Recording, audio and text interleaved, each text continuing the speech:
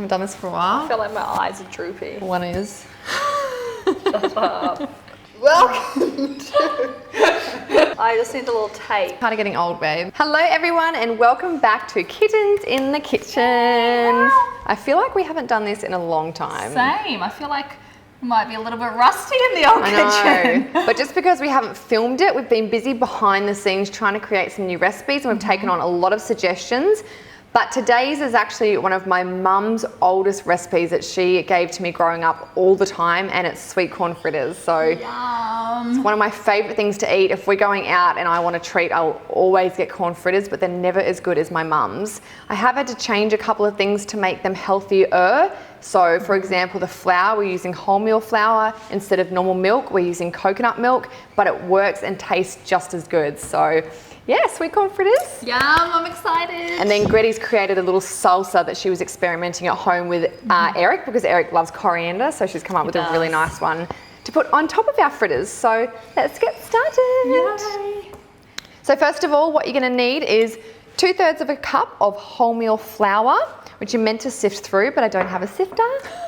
1/4 of a cup of your choice of milk. We've chosen coconut milk. Which is awesome because you can use whatever alternative to normal like dairy milk as well. So 2 eggs. We've got the eggs here. Then we need some coconut oil, which is what we're going to fry them in the fry pan. And then the corn, we need 1 whole cup. Oh, there's flies everywhere. Gross. Also, purple onion. We're going to chop some purple onion or brown onion to put in with the mixture. And you also, I'll have to grab another one. You also want purple onion for your salsa. For the salsa. Lime for your salsa. Tomatoes to chop up. Lots of fresh coriander. Oh, and baking powder. So we need 1 teaspoon of baking powder. But as always, I'll get Chelsea, it's probably up on the screen right now, to put all of the ingredients here for you. So what you're going to need is a big bowl also. We're going to put all of our dry ingredients in first. So our flour. And do you want to beat the eggs? We've got 1 teaspoon of our baking powder. It always says, even in my mum's recipe, I just spat everywhere, Chris. Lovely. To create like a hole in the middle, but I feel like it gets mixed in all together anyway. I think that's like the old school way of doing it. Like when my mum used to bake, she'd do the same, like create the little well. Yeah, it's that generation. Love you, mum. If you're watching. I wonder if my mum actually watches every Raw episode. I think she does. I reckon she would for sure. Love Sometimes, I know. Sometimes she comments and other times she doesn't. I'm like, Mum, did you watch Raw? She would be. Yeah. She'd be a silent stalker. Yeah, she would be. Chopping up my onion just nice and finely to go into the corn fritter mix. Just whisking up the eggs. You're such a good whisker. Thank you, thank you. Just going to put a little bit of salt in there. No measurements required. So I've got my 1/4 of a cup of coconut milk. I'm going to pour in there. Yep, sweet. Then it's ready to go in. Yep, pour it in. So just putting the wet mixture in with the dry now. I'll rinse it out. And I'm just going to stir that together. So we're going to add our onion in, we're going to add our corn in. Oh, yum. I feel like you can't overdo the corn. No, the more the better. Yeah. So mix that all together. And then you've got your batter mix. So here's my batter. I'm going to head over to the fry pan now, put a little bit of coconut oil to cover the base of it. Spread that around and just let it heat up before you pour your batter in. So now I've got my batter. I'm just going to scoop out a little bit like this and pour it into the pan. So while you are doing those, the salsa, we're just going to chop up the tomatoes. I'm going to add in some red onion, the coriander and lime on the dressings. So I've flipped my first one over. I'm just going to flip the other one and the third.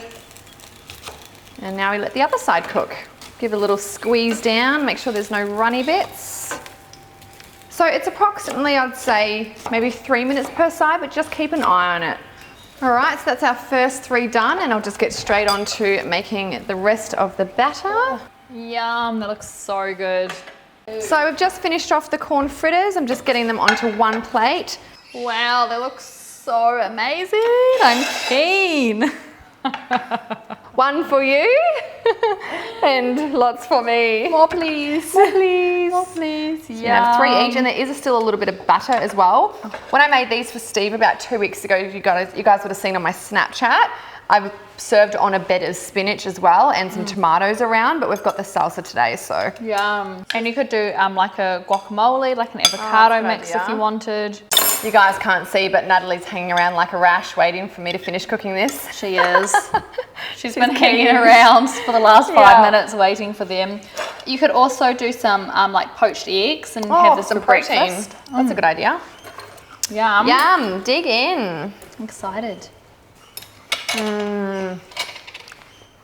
Well guys, it's come to the end of Kittens in the Kitchen. I hope you enjoy this as much as what I have my whole life. Thank you, Mum, this is amazing, and we've done our best to swap it and make it as healthy as what we can. But yeah, a poached egg on top for brekkie. Oh, Get that protein in there and it's delicious. So enjoy, and please let us know on Instagram. Take photos if you do take it. We'd love seeing you guys remake our recipes. Love it. Always see them come through on Instagram. It's awesome. It's really cool. And we will see you in the next episode. Bye.